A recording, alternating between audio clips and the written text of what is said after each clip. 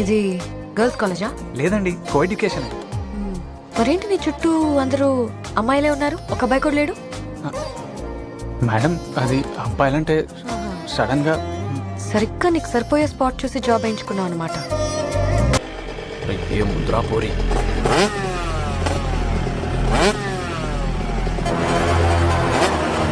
లేకుండా బయటకి ఎందుకు వస్తారా? మేడం మేడం తాగండి మేడం.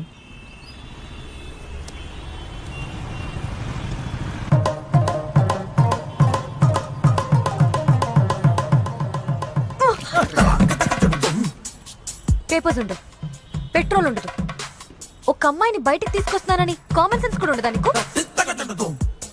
ఇంత రెస్పాన్సిబిలిటీ ఎక్కడా చూడలేదు. నిన్ను నమ్మొస్తే ఇలా రోడ్డు మీద కూర్చోబెట్టేస్తాం. మీరు ఉండండి మేడం.